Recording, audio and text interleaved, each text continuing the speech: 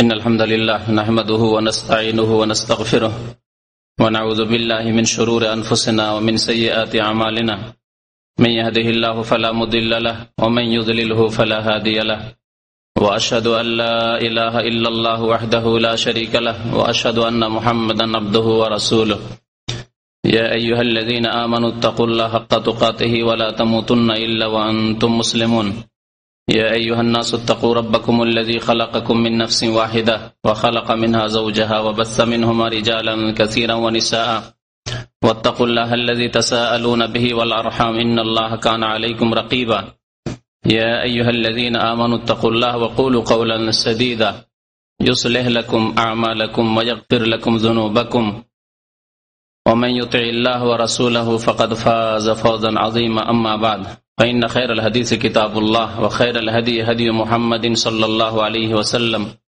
وشر الأمور محدثاتها وكل محدثة بدعة وكل بدعة ضلالة وكل ضلالة في النار أعوذ بالله من الشيطان الرجيم بسم الله الرحمن الرحيم كل نفس ذائقة الموت وإنما توفون أجوركم يوم القيامة فمن زحزح عن النار وأدخل الجنة فقد فاز ওমাল হায়াতুদ দুনিয়া ইল্লা মাতাউল গুরুর। মহান আল্লাহর সমস্ত প্রশংসা যে আল্লাহ পাক রব্বুল আলামিন আমাদেরকে সৃষ্টি করেছেন, আমাদেরকে নির্দিষ্ট সময় এই পৃথিবীতে দিয়েছেন। সে আল্লাহরই সমস্ত প্রশংসা যিনি তারপরে আমাদের জন্য মৃত্যুকে লিখে রেখেছেন। দরুদ ও সালাম নাযিল হোক প্রিয় নবী মুহাম্মদুর রাসূলুল্লাহ সাল্লাল্লাহু আলাইহি ওয়াসাল্লামের উপর, যিনি আল্লাহ পাক রব্বুল আলমিনের প্রিয় নবী রাসূল হওয়া সত্ত্বেও তাঁর মৃত্যু ঘটেছে। আল্লাহ পাক কোরআনে কারীমে স্পষ্ট ভাষায় উল্লেখ করেছেন সূরা জুমারে, ইন্নাকা মাইয়িতুন ওয়া ইন্নাহুম মাইয়িতুন। হে নবী মুহাম্মদ সাল্লাল্লাহু আলাইহি ওয়াসাল্লাম, নিশ্চয় আপনি মৃত এবং তারাও মৃত। আপনিও মারা যাবেন এবং তারাও মারা যাবে। আল্লাহ পাক রব্বুল আলামিন পৃথিবীতে যত সৃষ্টি মাখলুক সৃষ্টি করেছেন সবার জন্য মত লিখে রেখেছেন, বা সবকিছুই ধ্বংসশীল। মানুষ হোক, জিন হোক, অন্যান্য প্রাণী হোক, সবার জন্য আল্লাহ পাক রব্বুল আলামিন মত লিখে রেখেছেন। সবকিছুই পৃথিবী থেকে একদিন ধ্বংস হবে, এসেছে একদিন, চলে যাবে আরেকদিন। এই মত আজকের হচ্ছে বিষয়বস্তু এবং তামাল মতের কথা মানুষের যখন মনে পড়ে তখন পৃথিবীর সমস্ত স্বাদ শেষ হয়ে যায়। পৃথিবীর সমস্ত ভোগবিলাসের বস্তু সব তিক্ততায় পরিণত হয়। মত, এই মত সম্পর্কে নবী করিম সাল্লাল্লাহু আলাইহি ওয়াসাল্লাম বলেছেন, হাজিমুল লাজ্জাত, আকসিরু যিকরা হাজিমিল লাজ্জাত। তোমরা বেশি বেশি স্মরণ করো পৃথিবীর সমস্ত রকমের স্বাদ ধ্বংসকারী বিষয়কে। আর তা হচ্ছে, নবী সাল্লাল্লাহু আলাইহি ওয়াসাল্লাম বলেছেন, আল মউত, আর তা হচ্ছে মৃত্যু। যখন মৃত্যুর কথা মনে পড়ে আর সেই সময় যদি স্ত্রীর দিকে তাকান, আমি মরে গেলে স্ত্রী বিধবা হয়ে যাবে। স্ত্রীর যে আল্লাহ পাক রব্বুল আলামিন আপনাকে শান্তির জন্য, আমাকে শান্তির জন্য মানুষকে দিয়েছেন, সমস্ত স্বাদ শেষ সেখানে এই মওতের কথা স্মরণ হলে। এক্ষুনি যদি মওত চলে আসে, সে একা হয়ে যাবে। ছেলে মেয়ে, ছোট ছোট বাচ্চা, তাদের দিকে তাকিয়ে দেখেন, আর তখনই যদি মওতের কথা স্মরণ হয় তাহলে দুনিয়ার সমস্ত স্বাদ শেষ। ছোট ছোট বাচ্চারা আমার ইতিম হয়ে যাবে। বাবা মায়ের দিকে তাকিয়ে দেখেন, তাদের কথা স্মরণ করেন, তারা বৃদ্ধ, তাদের দেখাশোনার একমাত্র আপনি, তাদের ব্যয় বহন খরচ সে দায়িত্ব নেওয়ার একমাত্র মালিক আপনি, এখন খরচ চালাচ্ছেন। সেই সময় যদি হঠাৎ করে মওতের কথা স্মরণ হয়, হায় যদি আমি মরে যাই, আমার বাবা মায়ের কি হবে আল্লাহ ভালো জানে। তাদের দেখাশোনা কে করবে? আল্লাহ তার ব্যবস্থাকারী। এইভাবে এক একটি করে বস্তু, বাড়ি ঘর, গাড়ি ইত্যাদি, দুনিয়ার যত কিছু রয়েছে, ধন সম্পদ, টাকা পয়সা, সবকিছুই আপনার এমন হয়ে যাবে যে সবকিছুর স্বাদ তিক্ততায় পরিণত হবে, আর কোনো স্বাদ তাতে থাকবে না। তাই নবী করিম সাল্লাল্লাহু আলাইহি ওয়াসাল্লাম বলেছেন, এই মওত তোমরা বেশি বেশি স্মরণ করো। মওত এমন একটি দরজা, যে দরজা দিয়ে প্রবেশ করতেই হবে। আরবি কবিতায় রয়েছে, আল মওতু বাবুন, আল মওতু কাসুন কুল্লু নাফসিন শারিবু ওয়াল কবরু বাবুন কুল্লু নাফসিন দাখিলু। মওত এমন একটি পানপাত্র, পেয়ালা, এমন একটি পানপাত্র, কুল্লু নাফসিন শারিবু, যা প্রত্যেক ব্যক্তিকে পান করতেই হবে। এতে আল্লাহ পাক রব্বুল আলামিন কোন ব্যতিক্রম রাখেননি তার জাত, তার সত্তা ছাড়া। আমি আগেই বলেছি, আম্বিয়া, রসুলগণ, সাহাবাই কিরাম, সিদ্দিকিন, শুহাদা, কাউকে আল্লাহ পাক রব্বুল আলামিন ছাড়েননি, সবার কাছে মওত এসেছে। আল মাউতু কাসুন কুল্লু নাফসিন শারিবুহু, মওত এমন একটি পানপাত্র যা প্রত্যেক ব্যক্তিকে সেই পানপাত্র থেকে পান করতেই হবে। মহান আল্লাহ পাক ইরশাদ করেছেন কোরআন কারীমে, এবং এই আয়াতটি কোরআনুল কারীমের 3 জায়গায় রয়েছে। সূরা আলে ইমরানে রয়েছে আয়াত নম্বর 185, সূরা আম্বিয়াতে রয়েছে, সূরা আনকাবুতে রয়েছে, কুল্লু নাফসিন যায়িকাতুল মউত। একই বাক্যে আল্লাহ পাক ইরশাদ করেছেন কুল্লু নাফসিন যায়িকাতুল মউত, প্রত্যেক ব্যক্তিকে মওতের আস্বাদন গ্রহণ করতেই হবে। তারপরে এক আয়াতে রয়েছে সুম্মা ইলাইনা তুরজাউন, অতঃপর মওতের পরে কি হবে? মরতে হবে। এ কথা মুসলিম অমুসলিম, আল্লাহর বন্ধু আল্লাহর শত্রু, আল্লাহর দিনের বন্ধু আল্লাহর দিনের শত্রু, নামাজি বেনামাজি, আস্তিক নাস্তিক, মুশরিক মুওয়াহিদ, তাওহীদবাদী, আল্লাহর একত্ব বিশ্বাসী বা বহুত্ববাদী, সবাই বিশ্বাস করে যে মরতেই হবে, মরতেই হবে। প্রাকৃতিক মওত বলুক আর প্রাকৃতিক ব্যাপার স্যাপারই বলুক আর যাই বলুক না কেন, আল্লাহর পক্ষ থেকেই বলুক আর নাই বলুক, কিন্তু মরতে হবে এ কথা সবার জানা রয়েছে। কিন্তু মরণের পরে, মওতের পরে কি হবে এ কথা একমাত্র জানে এবং বিশ্বাস করে মুমিন, সেই হচ্ছে মুমিন। সুম্মা ইলাইনা তুরজাউন, আল্লাহ পাক বলছেন সূরা আনকাবুতে, অতঃপর তোমাদেরকে আমার কাছে ফিরানো হবে। মওতের পরে আসতে হবে কোথায়? আমার কাছে ফিরে আসতে হবে। ওয়াল কবরু বাবুন কুল্লু নাফসিন দাখিলু, আর কবর এমন একটি দরজা, যেই দরজায় প্রত্যেক ব্যক্তিকে দাখিল হইতেই হবে। আপনি কোন দেশে ইচ্ছা করলে গেলেন না, নিজের দেশে মাতৃভূমিতে ইচ্ছা হলো গেলাম না, যাব না, এটা সম্ভব। কিন্তু মওত এমন একটি পানপাত্র, সেটা পান করতে হবে। সেখানে এসে ঘাটে আপনাকে নামতেই হবে। এই ঘাট এমন একটি ঘাট, যে ঘাটে আপনাকে নামতেই হবে। আর কবর এমন একটি দরজা, একটি গেট, যেই গেটে আপনাকে প্রবেশ করতেই হবে। আল্লাহ পাক ইরশাদ করেছেন সূরা আলে ইমরানে, কুল্লু নাফসিন যায়িকাতুল মাউত ওয়া ইন্নামা তুওয়াফাউনা উজুরাকুম ইয়াউমাল কিয়ামাহ। এর পরের কথাগুলি মুমিন ছাড়া আর কেউ বিশ্বাস করে না। মওতের পরে তোমাদেরকে কিয়ামতের দিবসে পুরোপুরি প্রতিদান দেওয়া হবে। তুওয়াফাউনা উজুরাকুম, তোমাদের পারিশ্রমিক দেওয়া হবে, আর পূর্ণ মাত্রাই দেওয়া হবে ইয়াউমাল কিয়ামাহ, কিয়ামতের দিনে। তোমাদের পরিশ্রম মেহনত যদি ভালো থাকে তাহলে ভালো ফল দেওয়া হবে, মহাপুরস্কার আল্লাহ পাক রব্বুল আলামিন রেখেছেন। আর যদি তোমাদের মেহনত পরিশ্রম খারাপ কাজে হয়ে থাকে, তাতেও পরিশ্রম তো লাগে। যারা অন্যায় কাজ করছে, পাপ করছে, তারাও সারা রাত জেগে মেহনত করছে। হারাম খাচ্ছে, তারাও মেহনত করছে হারামের ক্ষেত্রে। হ্যাঁ, তো সেই রকম যদি পাপের মেহনত পরিশ্রম থাকে, ফুটপাতে বসে থাকছে, নামাজ পড়ছে, ঠিক আছে, হেঁটে গেলেন আসলেন, গরমে যাই হোক আর ঠান্ডায় শীতে, তাতেও যে মেহনত আছে। ওই ফুটপাতে বসে থাকছে, নামাজ পড়তে যাচ্ছে না, সেও ফুটপাতে গরমে কষ্ট করছে। জি, ইন্না সা'য়াকুম লাশাত্তা, আল্লাহ বলছেন তোমাদের মেহনত বহুমুখী।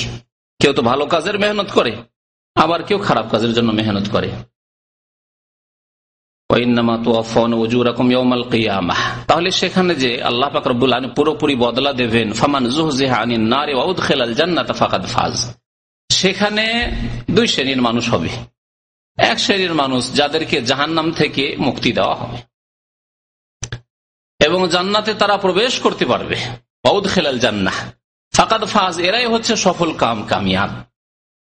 ওমাল হায়াতুদ দুনিয়া ইল্লা মাতাউল গুরুর, আর পৃথিবীর ধন সম্পদ ভোগবিলাসের যেসব বিষয় বস্তু রয়েছে সব হচ্ছে প্রতারণার আসবাব, প্রতারণার সামগ্রী। এতে শুধু ধোঁকা ছাড়া আর কিছু নেই। অনেকে এই ধোঁকায় পড়ে আছেন, মনেই হচ্ছে না বছরকে বছর চলে যাচ্ছে, মাস যাচ্ছে, সপ্তাহ যাচ্ছে, বছর যাচ্ছে, দীর্ঘদিন চলে যাচ্ছে, যুগ যুগ চলে যাচ্ছে, মরণ বলে কখনো স্মরণ হয় না। আর যদি এমনি জানাও থাকে যে হ্যাঁ সবাই মরছে, আমাকে মরতে হবে, চোখের সামনে অনেকে মরলো, কিন্তু মরে কি হবে তার জন্য আমার করণীয় কি, আগামী জীবনটাকে আমি সুখী করি, তার জন্য কোন রকমের কাজকর্ম, মেহনত, পরিশ্রম, আমল নেই। এই হচ্ছে অধিকাংশ মানুষের অবস্থা। মত সম্পর্কে বেশ কিছু দিক নিয়ে আলোচনা করব। তার একটি দিক হচ্ছে যে মত এমন একটি বিষয় যে বিষয়ের অকাট্য ফায়সালা আল্লাহর পক্ষ থেকে রয়েছে, মরতে হবে। এ সম্পর্কে শুনলেন বেশ কিছু আয়াতের কথা। আল্লাহ পাক রব্বুল আলামিন আরো ইরশাদ করেছেন, কুল্লু শাইইন হালিক ইল্লা ওয়াজহা। আল্লাহ পাক রব্বুল আলামিনের সত্তা ছাড়া, আল্লাহ পাক রব্বুল আলামিনের সত্তা ছাড়া, এবং আল্লাহ পাক রব্বুল আলামিনের সত্তাকে ব্যক্ত করা হয়েছে ওয়াজহ দিয়ে, অর্থাৎ মুখমণ্ডল দিয়ে। তাহলে যেই সত্তা সম্পর্কে আল্লাহ ব্যক্ত করেছেন স্বয়ং নিজেই তার মুখমণ্ডল বলে, ওয়াজহাহু বলে, তাহলে সেই সত্তার মুখমণ্ডল আছে না নেই? আছে। যেমন আমরা আমাদের ভাষায় বলি, কোন বন্ধু বান্ধবের সাথে, আত্মীয়র সাথে, আপনজনের সাথে বা যে কোনো ব্যক্তির সাথে দীর্ঘদিন যদি দেখা না হয়, তাহলে আমরা কি বলি? ভাই আপনার চেহারা অনেকদিন পর দেখলাম, অনেকদিন ধরে আপনার চেহারা দেখিনি। এই যে অনেকদিন ধরে চেহারা দেখিনি মানে কি? তার হাত দেখেছি, পা দেখেছি, হ্যাঁ, তার পেট দেখেছি, পিঠ দেখেছি, সামনে দেখেছি, পেছন দেখেছি, কিন্তু শুধু মুখটা দেখিনি। এটা কি ওর অর্থ হয় নাকি? না, চেহারা দেখিনি মানে তাকে দেখিনি। তো আল্লাহ পাক রব্বুল, আর সেই ব্যক্তির চেহারা আছে বলেই চেহারা বলা হয়েছে, চেহারা না থাকলে বলা হইতো না, ঘোড়ার ডিমের মতো বলা হইতো না। একটি কথা শুধু আমাদের দেশে আছে, ঘোড়ার ডিম, তাই না? ওটা হয় না শুধু, আর বাকি কথা যার চেহারা আছে তার চেহারার কথাই বলা হয়। জি, আপনার শরীরের উত্তম অঙ্গটি বলে আপনাকে উদ্দেশ্য করা হয়েছে, আপনার ব্যক্তিকে উদ্দেশ্য করা হয়েছে। আল্লাহ পাক রব্বুল আলামিন সম্পর্কে তাই আল্লাহ স্বয়ং বলছেন, কুল্লু শাইইন হালিকুন ইল্লা ওয়াজহাহ, সূরা কাসাসের আয়াত নম্বর 88। প্রত্যেক বস্তু ধ্বংসশীল, হালেক এখানে আল্লাহ বলেছেন। আর মরে যাওয়া মানে হালাক হয়ে যাওয়া, ধ্বংস হয়ে যাওয়া। আরবিতে হালাকা মানে ধ্বংস হয়ে যাওয়া। যদি আমাদের দেশের ভাষায় কোন মানুষ যদি ইন্তেকাল করে আর যদি বলে লোকটি হালাক হয়ে গেছে, তো বলবে যে এই লোক দেখো শত্রু, এই লোক, তাই না?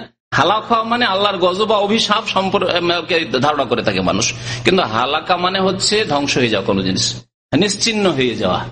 জি, যা হচ্ছে মত, মানুষ মরে গেলে সে ধ্বংসশীল, শেষ হয়ে গেছে, সে হালাক হয়ে গেছে। তো আল্লাহ পাক বলছেন প্রত্যেক বস্তু হচ্ছে হালিক, ধ্বংসশীল, ইল্লা ওয়াজহা, আল্লাহর সত্তা ছাড়া। লাহুল হুকম, এবং বিচারের মালিক, ফয়সালার মালিক একমাত্র আল্লাহ। আপনি আমি যে আল্লাহর কাছে চলে যাব, বিচার করার মালিক একমাত্র কে? আল্লাহ। লাহুল হুকম ওয়া ইলাইহি তুরজাউন, এবং তার কাছেই তোমরা ফিরে আসবে, তার কাছে ফিরে যেতে হবে। তো মতের ফয়সালা আল্লাহ পাক রব্বুল আলামিন করে রেখেছেন, এই মত হবেই হবে, এবং এই মতের আল্লাহ সময় নির্ধারিত করেছেন। এটি আরেকটি বিষয়, মতের সময় আল্লাহ পাক নির্ধারিত করেছেন। যে আল্লাহ নির্ধারিত করেছেন সেই আল্লাহ মতের সময় সম্পর্কে জানেন না? জানেন না। যিনি নির্ধারণ করেছেন অবশ্যই জানেন। যদি আপনি কারো ব্যাপারে কোনো কিছু নির্ধারণ করেন যে ভাই আপনাকে 10,000 টাকা দিলাম আপনাকে 1 বছরের জন্য, তাহলে 1 বছর আপনি জানছেন, ওর মেয়াদ জানছেন আপনি। আল্লাহ পাক রব্বুল আলামিন আমাকে আপনাকে 50 বছর 60 বছর যাই হোক না কেন যা দিয়েছেন, যখন আল্লাহ দিয়েছেন এবং সময় নির্ধারণ করেছেন, তখন তিনি এই সম্পর্কে ইলম রাখেন, একমাত্র তিনি এই ইলম রাখেন। আর এই যে সময় নির্ধারণ করেছেন, এতে কোন রকমের বাড়তি আর ঘাটতি হবে না।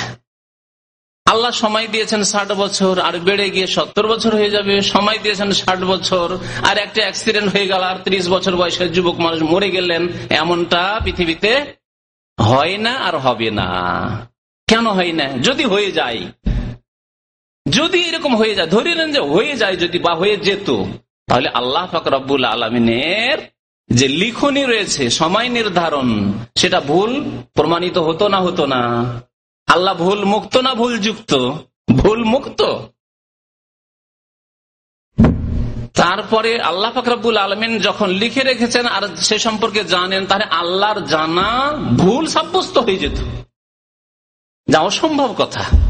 সুতরাং আল্লাহ পাক রব্বুল আলামিন যে সময় নির্ধারণ করেছেন আর যে সম্পর্কে তিনি জানেন, তাতে 1 মুহূর্তেরও কম বেশি হবে না। এই মর্মে বেশ কিছু আয়াত রয়েছে। এবং আল্লাহর আদেশ ছাড়া, আল্লাহর ইচ্ছা ছাড়া কোনো মৃত্যু হয় না। আল্লাহর আদেশের অর্থ এখানে হচ্ছে আল্লাহর ইচ্ছা। অনেক সময় কেউ খুন করে দিল কাউকে, এটা আল্লাহ আদেশ করেন না। ওয়ালা ইয়ারদা লিইবাদিহিল কুফর, আল্লাহ বান্দার জন্য কুফরি কাজ, হারাম কাজ পছন্দ করেন না। সুতরাং কোন অন্যায় কাজের আল্লাহ আদেশ করেননি যে কাউকে খুন করো, শিরিক করো, কুফরি করো, কিন্তু আল্লাহর ইচ্ছা ছাড়া পৃথিবীতে কিছু হয় না। আমাদের দেশের মানুষদের আকীদায় ভাষায় অনৈসলামিক কথা অনেক ঢুকে আছে। তার মধ্যে একটি কথা হচ্ছে যে আল্লাহর বিনা হুকুমে গাছের পাতাও নড়ে না। এই কথাটি ইসলাম বিরোধী কথা, বরং সূক্ষ্ম দৃষ্টিতে যদি তদন্ত করে দেখেন তো কুফরি কথা। বিনা হুকুমে কথাটি হচ্ছে ইসলাম বিরোধী কুফরি কথা, আর বিনা ইচ্ছা এটি হচ্ছে শরীয়ত সম্মত ইসলামিক কথা। ইচ্ছা আর হুকুমে পার্থক্য আছে, ইচ্ছা আর হুকুমে পার্থক্য আছে। আল্লাহ পাক রব্বুল আলামিনের বিনা ইচ্ছায় গাছের পাতা নড়ে না। আমরা পৃথিবীতে কিছুই হয় না, ভালো মন্দ কিছুই হয় না, যা হয় আল্লাহর ইচ্ছায়।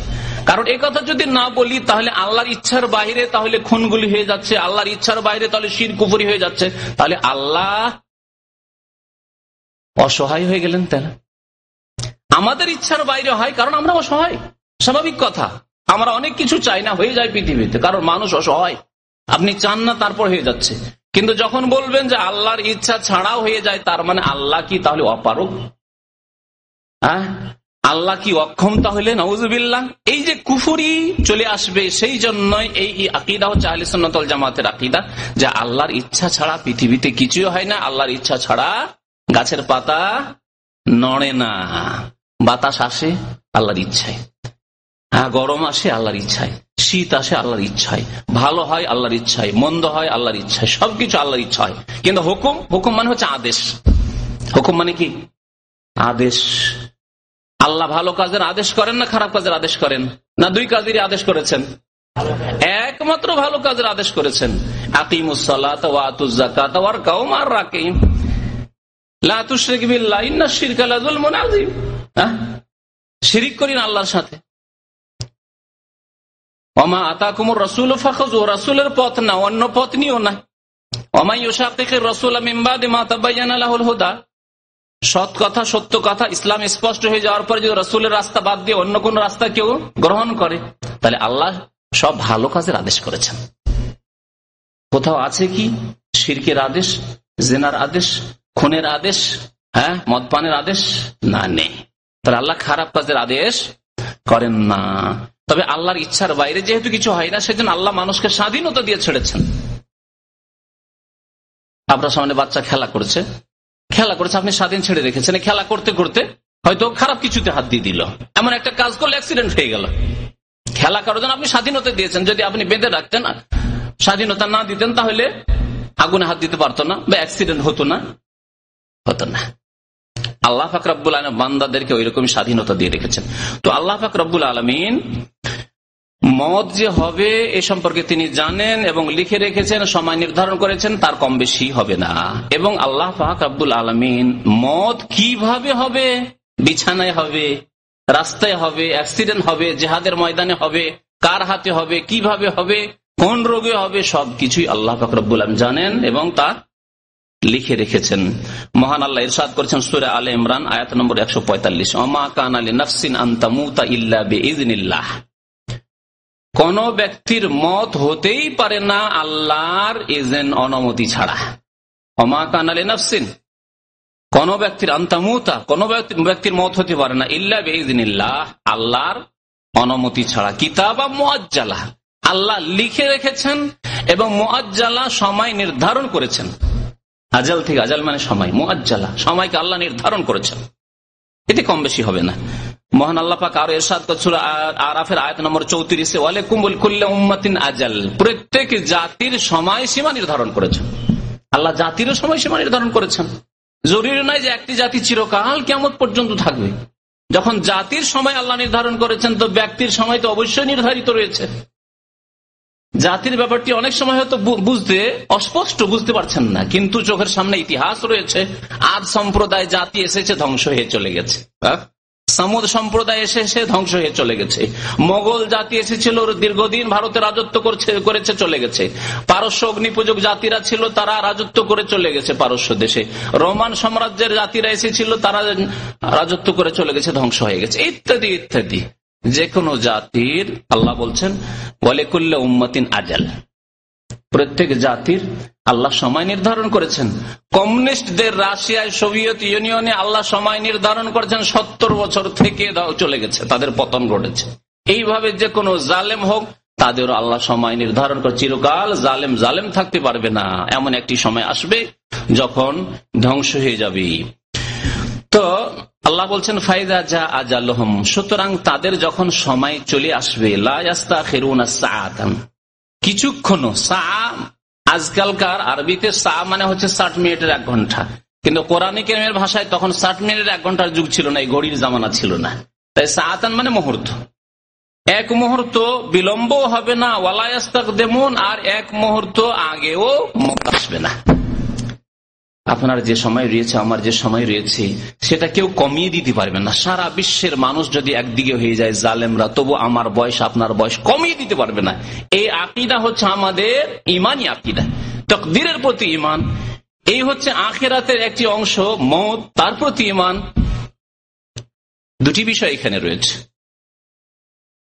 আর যদি সারা বিশ্বের আপনজন বন্ধু বান্ধব মিলে যদি চেষ্টা করে যে একে সারা বিশ্বের সবচেয়ে উন্নত মানের চিকিৎসা দিয়ে একে সময় কিছু বাড়িয়ে দেওয়ার ব্যবস্থা করা হবে, তবু 1 মিনিটও বাড়াতে পারবে না। আল্লাহ পাক রব্বুল আলামিন স্পষ্ট ভাষায় কোরআনুল কারীমে ঘোষণা করেছেন। মওত সম্পর্কে আরেকটি বিষয় হচ্ছে যে মওতের যে আল্লাহ সীমা নির্ধারণ করেছেন সেটি গায়ব, অদৃশ্য। এই গায়বের বক্সের মধ্যে বন্ধ রয়েছে।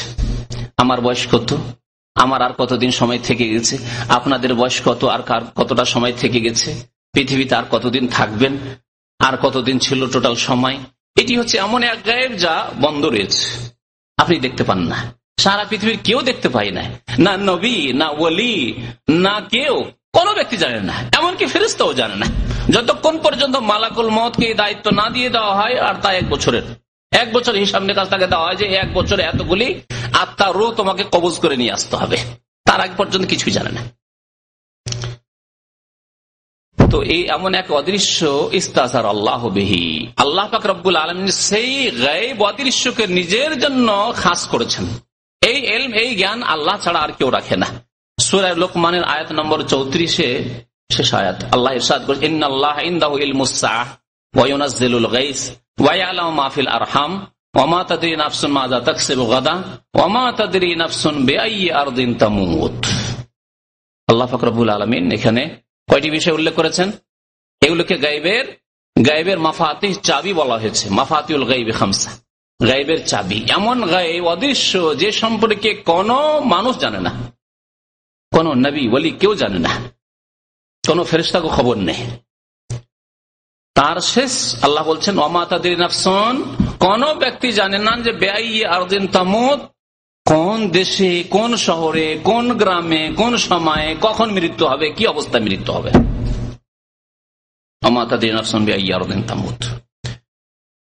আর একটি বিষয় মওত সম্পর্কে হচ্ছে যে মওত যখন মানুষের আসে, মৃত্যুর মুহূর্ত যখন ঘনিয়ে আসে, তখন বিভিন্ন মানুষের বিভিন্ন অবস্থা সৃষ্টি হয়। একই রকম অবস্থায় সবার মওত হয় না, তবে 2 ভাগে ভাগ করা যেতে পারে।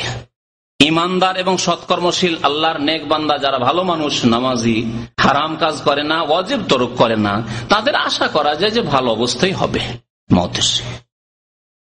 আর যারা কাফের, মুনাফিক, নাস্তিক, মুশরিক, কবর পূজারী, কবরে সিজদাকারী, অথবা কাবিরা গুনাহ করে, ফরজ ওয়াজিব তরক করে, 5 ওয়াক্ত নামাজ কায়েম করে না, তাদের আল্লাহর গজবের একটি দৃশ্য হবে যা সে অবলোকন করবে, দেখতে পাবে মওতের সময়। এ সম্পর্কে বহু কথাই রয়েছে নবী সাল্লাল্লাহু আলাইহি ওয়াসাল্লামের সহিহ হাদিসে, যে হাদিসগুলি হয়তো সময়ের অভাবে আজকে উল্লেখ করা যাবে না, কিন্তু এইদিকে শুধু ইঙ্গিত করলাম যে মানুষের 2টি অবস্থা হবে। একটি হবে ভালো অবস্থা, যাকে নবী করিম সাল্লাল্লাহু আলাইহি ওয়াসাল্লামের একটি হাদিস রয়েছে বুখারী মুসলিম শরীফের হাদিসে, যে মা আয়েশা রাদিয়াল্লাহু তাআলা আনহা হাদিসটি বর্ণনা করেছেন, মান আহাব্বা লিকা আল্লাহ আহাব্বাল্লাহু লিকাহু, যে ব্যক্তি আল্লাহর সাথে মুলাকাতকে ভালোবাসে, সাক্ষাৎকে ভালোবাসে, আল্লাহ তার সাথে সাক্ষাৎকে ভালোবাসে। ওমান কারিহা লিকা আল্লাহি কারিহাল্লাহু লিকাহু, আর যে ব্যক্তি আল্লাহর সাথে সাক্ষাৎ করতে অপছন্দ করে, যে দেখা করতে চায় না, তো আল্লাহ তার সাথে সাক্ষাৎকে ঘৃণা করে, তাকেও দেখতে চায় না আল্লাহ পাক রব্বুল আলামিন। আছে না, আমরা দেখা সাক্ষাতের ক্ষেত্রে মানুষ কেউ তো কারো সাথে সাক্ষাতের ক্ষেত্রে আগ্রহী, সুযোগ পেলে না আসতে দেন, বা আমি নিজে থেকে দেখা করি আগ্রহী। আবার কারো সাথে দেখা সামনে কাছে দিয়ে যাচ্ছে, দেখা করার সুযোগ হয়েছে, তারপর ভ্রুক্ষেপ করছেন না, অন্যদিকে টান দিলেন, দেখাই করবেন এর সাথে। আল্লাহ পাক রব্বুল আলামিনের বান্দা দুই রকম রয়েছে। এক রকমের বান্দা আছে যাদের সাথে দেখা করাকে আল্লাহ ভালোবাসবেন, আল্লাহ চাইবেন যে এই বান্দার সাথে আমার দেখা হোক, এই বান্দা আমার সাথে দেখা করতে আসুক। আর কিছু মানুষ রয়েছে যাদের সাথে আল্লাহ দেখা করাকে ঘৃণা করবেন, চাইবেন না আল্লাহ পাক রব্বুল আলামিন দেখা করতে। নবী করিম সাল্লাল্লাহু আলাইহি ওয়াসাল্লাম যখন এই হাদিস বর্ণনা করলেন, তখন মা আয়েশা রাদিয়াল্লাহু তাআলা আনহা বললেন যে ইয়া রাসূলুল্লাহ, কুল্লুনা নাকরাহুল মউত, কে আমাদের মরতে চায়? আছে কেউ যে আমি এখন মরতে প্রস্তুত, এখনই প্রস্তুত মরার জন্য? এমন কেউ নেই, সবাই বেঁচে থাকতে চায়। আরে কিছুদিন তো হোক, ভালো নিয়তে বেঁচে থাকা যেতে পারে, যে আল্লাহ আরো যদি কিছু সময় পেয়ে যায় তো আরো বেশি নামাজ বাড়বে, 5 ওয়াক্ত একদিন বাঁচতে পারলে 5 ওয়াক্ত নামাজ বাড়বে, আগামী রমজান পেয়ে যায় তো রমজানের 30টি রোজা বাড়বে, আপনার তারাবি বাড়বে, কিয়ামুল লাইল বাড়বে, ইত্যাদি আরো অনেক নেকি দান খেরাত বাড়বে, 1 বছরে কিছু পয়সা হলে জাকাত দেবো, জাকাত বাড়বে, মাতা পিতার সেবা করে আরো 1 বছর আরো নেকি বাড়বে, ইত্যাদি ইত্যাদি। তাহলে ভালো নিয়ত নিয়েও বেঁচে থাকার আকাঙ্ক্ষা সবাই করে। আর যারা দুনিয়ামুখী তাদের সম্পর্কে আল্লাহ পাক তো কোরআনে কারিমে বলেছেন, ইয়াওয়াদ্দু আহাদুহুম লাউ ইউআম্মারু আলফা সানাহ। যারা আখিরাতমুখী নয়, পরকাল সম্পর্কে তাদের কোনো ভ্রুক্ষেপ নেই, পরোয়াই নেই, বেপরোয়া, তাদের সম্পর্কে কাফের, মুনাফিক, বেদিন, নামে মাত্র মুসলমান, কাজে কর্মে মুসলমান নয়, তাদের সম্পর্কে আল্লাহ বলছেন ইয়াওয়াদ্দু আহাদুহুম, তাদের আকাঙ্ক্ষা হবে লাউ ইউআম্মারু আলফা সানাহ, হাজার হাজার বছর যদি বাস্তব। আল্লাহ বলছেন যদি 1000 বছরও তোমাকে আমি বয়স দিয়ে দিই, তবু আযাব থেকে উপায় নেই, একদিন আসতে হবে। এই একদিন সোজা ইউ টার্ন করে কোন দিকে যাবে? তো দুনিয়ামুখী। কত দূর যাবে তুমি? কত দূর? 1000 2000 বছর বাঁচবে? আদ সম্প্রদায়ের লোকের ওইরকম তো বাঁচত, আগের লোকের ওইরকম দীর্ঘদিন সময় পেত, কিন্তু আবার কোথায় ফিরে আসতে হয়েছে? মিনহা খালাকনাকুম ওয়া ফিহা নুঈদুকুম, আমি মাটি থেকে সৃষ্টি করেছি, আবার মাটিতেই তোমাদেরকে ফিরিয়ে দেবো, আবার কবরে আসতে হবে।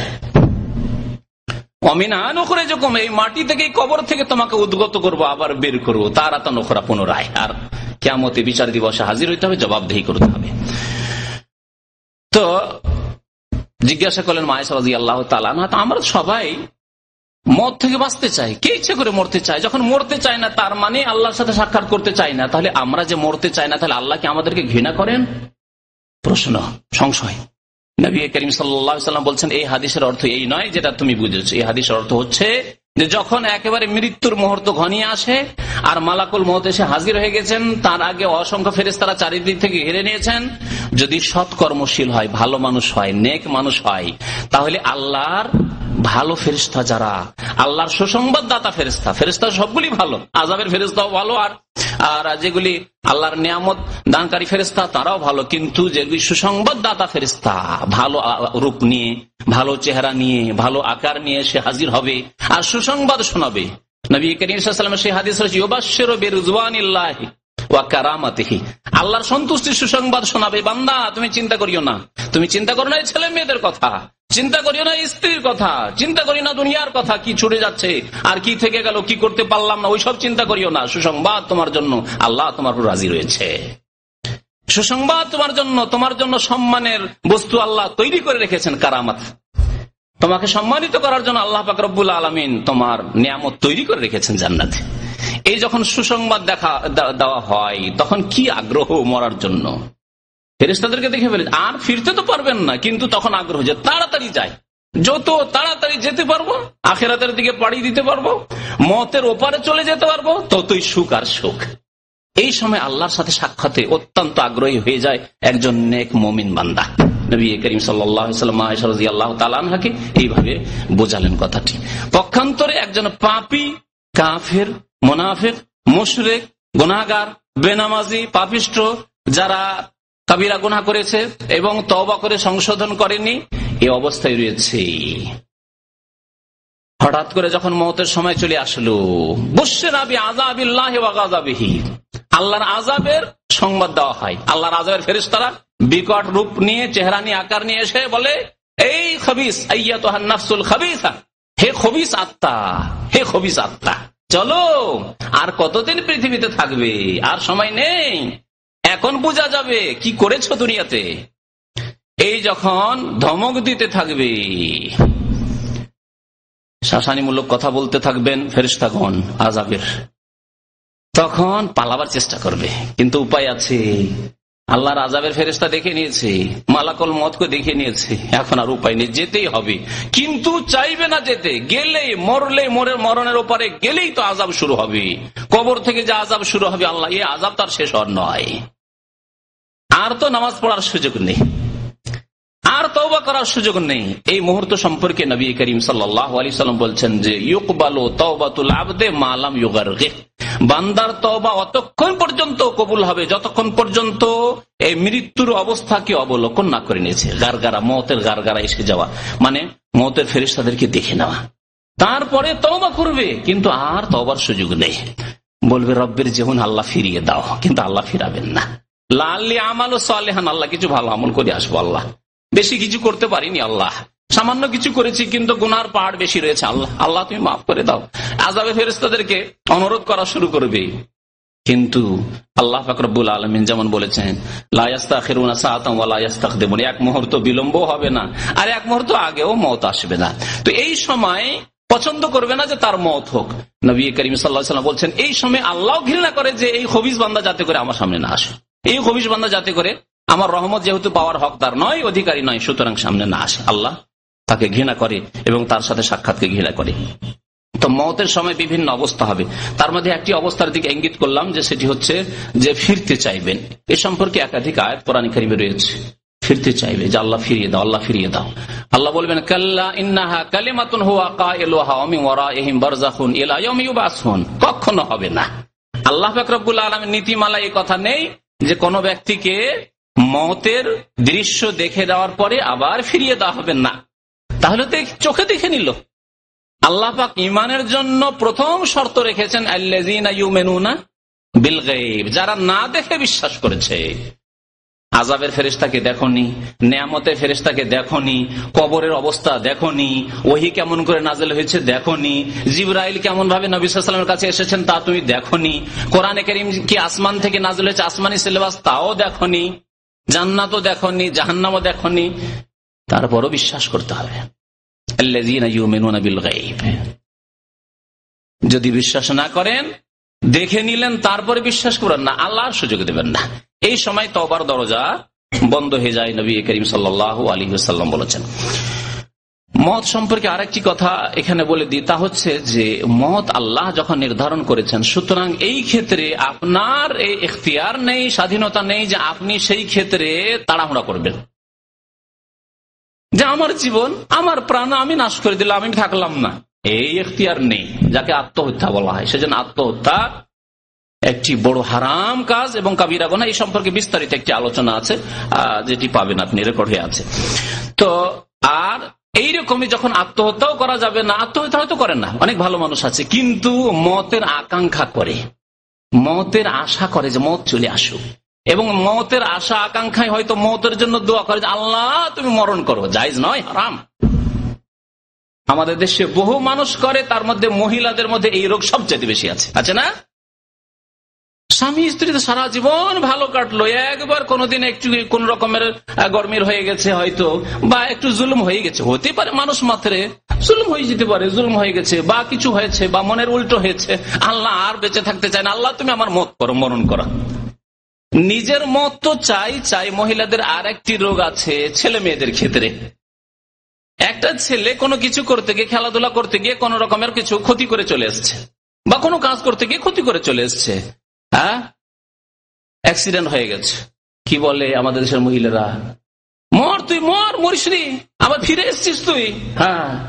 কত মূর্খামি জেহালত রয়েছে আমাদের মুসলিম সমাজে।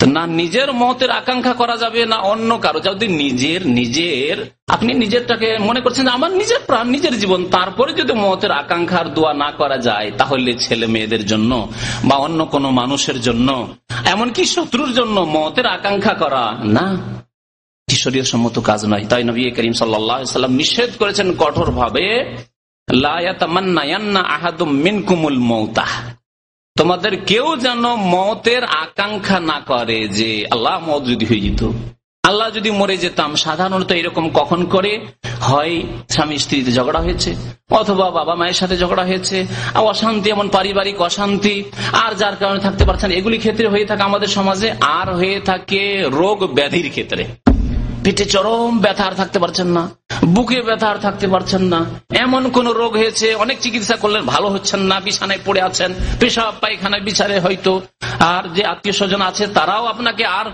বরদাস্তই করতে পারছেন না, আপনার পেশাব পায়খানা নিয়ে পরেশান হয়ে গেছে।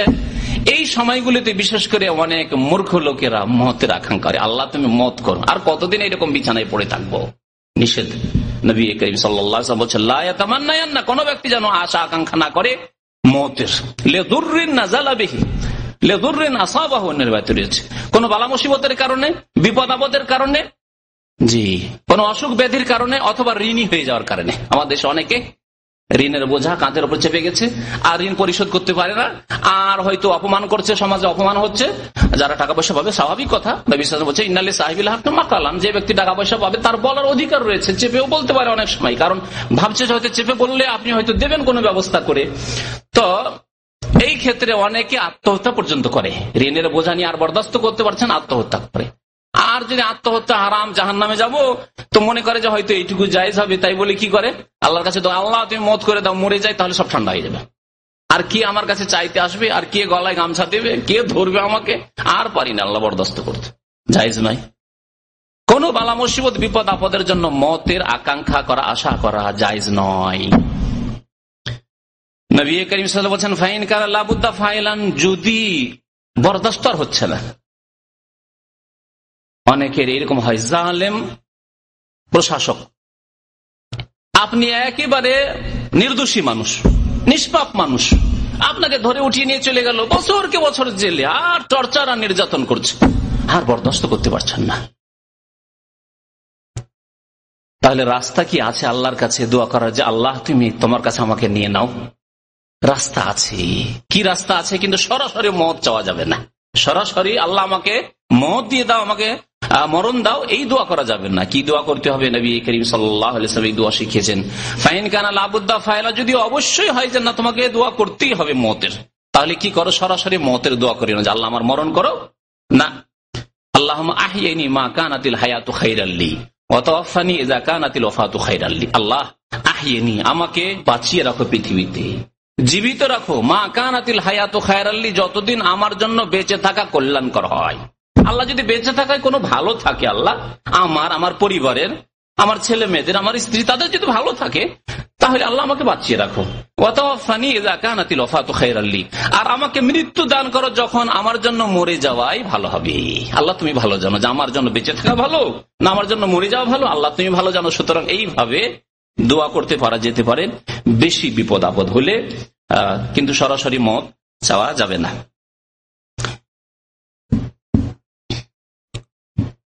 মানুষের মৃত্যুর সময় বিভিন্ন অবস্থা হয়, এই কথাটি বলছিলাম।